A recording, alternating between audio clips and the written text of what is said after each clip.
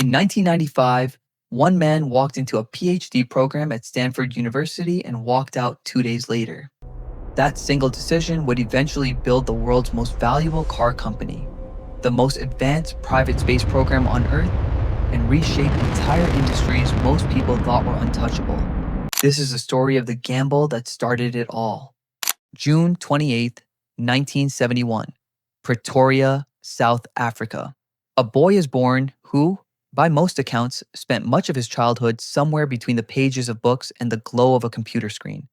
Introverted, often isolated, but relentlessly curious. At age 10, he taught himself computer programming.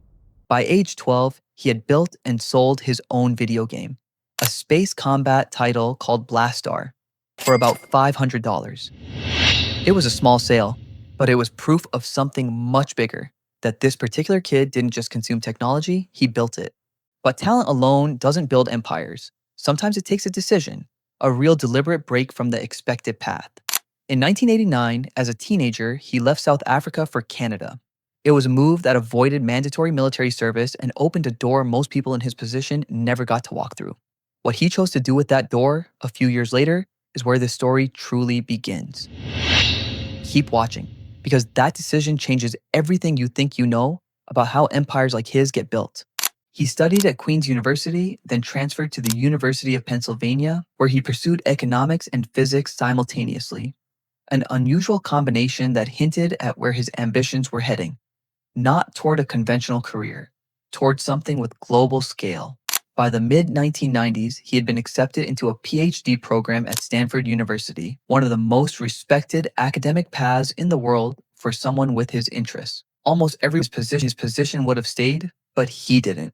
In just a moment, you're going to see exactly what happened in 1995, the decision that historians and entrepreneurs still point to as the true origin of everything that followed. Not the rockets, not the electric cars, not the billions of dollars.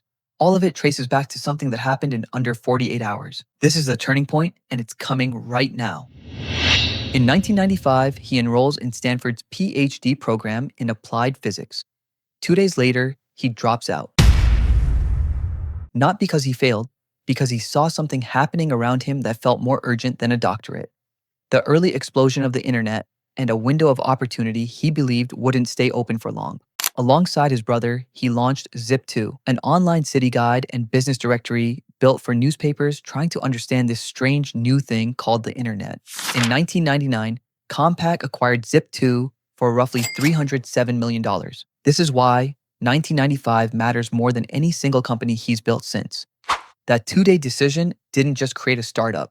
It created the capital, the credibility, and the risk appetite that would fund every single thing that came after it. But here's what most people don't realize. The Zip2 fortune wasn't the end of the gamble. It was just the first domino.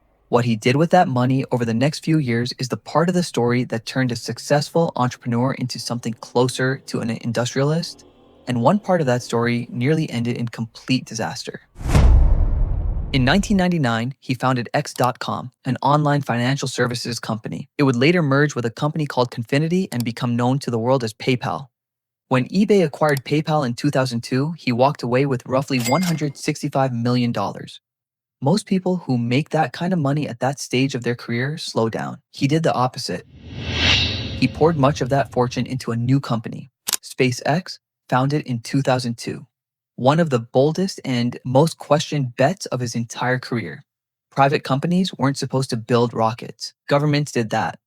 Around the same time, in 2004, he became involved with a small electric car company called Tesla, eventually becoming its chief executive in 2008. Then came the year that almost erased everything he'd built. In 2008, both SpaceX and Tesla were on the edge of financial collapse simultaneously. By most accounts, he put in much of what remained of his personal fortune just to keep both companies alive. It could have been the end of the story. The surprising thing is, it wasn't. Surviving 2008 didn't just save two companies, it set up the breakthroughs that would make him one of the most recognized figures in modern industry. What happened in the years right after is the payoff to everything you've just watched. In 2012, the Tesla Model S launched, and it did something the auto industry had doubted for decades. It turned electric vehicles from a niche curiosity into a mainstream, desirable product. SpaceX, meanwhile, pioneered reusable rocket technology, dramatically cutting the cost of reaching orbit, and later expanded into global satellite internet through Starlink. In 2016, he founded Neuralink and the Boring Company, extending his reach into brain-computer interfaces and urban infrastructure. In 2022, he acquired Twitter for $44 billion and rebranded it as X. By the 2020s, he had become one of the wealthiest and most talked about individuals on the planet, admired by some, fiercely criticized by others, but undeniably impossible to ignore. And it all traces back to a decision made in under 48 hours in 1995 by someone who chose uncertainty over a guaranteed path. Elon Musk's story isn't really about rockets or cars, it's about a single moment where someone chose to walk away from certainty and just kept doing it again and again, even when it nearly cost him everything. If this story pulled you in, hit subscribe. We break down the turning points behind the world's biggest names, one story at a time. Check out more videos on our channel for deep dives just like this one. And here's a question for the comments. Do you think Musk's willingness to risk everything is the reason for his success, or has he just gotten lucky more than once? Let me know what you think below.